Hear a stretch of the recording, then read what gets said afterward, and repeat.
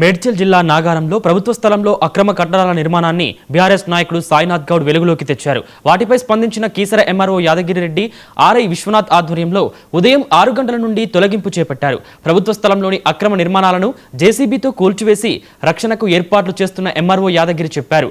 వెంటనే స్పందించి చర్యలు ప్రారంభించిన రెవెన్యూ అధికారులకు సాయినాథ్ గౌడ్ అభినందనలు తెలిపారు. అయితే దీంట్లో 291 అనే సర్వే నంబర్లో ఎన్నో ఎకరాల గవర్నమెంట్ ల్యాండ్ ఉంది. కాకపోతే దాంట్లో ఒక 2 ఎకరాలు మాత్రం పాత ఎంఆర్ఓ నాగరాజు గారు ఫెన్సింగ్ వేసి ఈ గవర్నమెంట్కు యాజ్ ఎంఆర్ఓగా గవర్నమెంట్కు హ్యాండ్ ఓవర్ చేయడం జరిగింది. దాని తర్వాత వచ్చిన తర్వాత ఎంఆర్ఓ దాని పట్టా సర్టిఫికేట్లు ఇష్యూ చేసి దాన్ని గందరగోళానికి గురి చేసింది.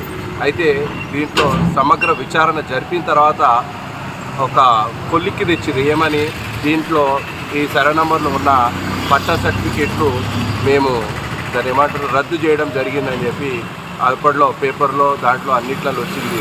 కానీ ఇక్కడ కూడా ఇది రద్దు చేయడం జరిగినా కూడా కబ్జా ఆగట్లేదు. ఇప్పుడు ఎంతోమంది ఆ 291 సర్వే నంబర్ ఈ 2 ఎకరాలు మాత్రం ఏదో ఒక గవర్నమెంట్కి సంబంధించిన భవనాలు కానీ ఏమైనా నిర్మిస్తే బాగుంటుందని చెప్పి అనుకుంటున్నాను. అంతేకాకుండా ఈ విషయంలో పాత్రికేయులది కీలక పాత్ర. అందరూ పాత్రికేయులకు తెలుసు ఇది 291 సర్వే నంబర్ 2 ఎకరాల గవర్నమెంట్ ల్యాండ్ అని చెప్పి.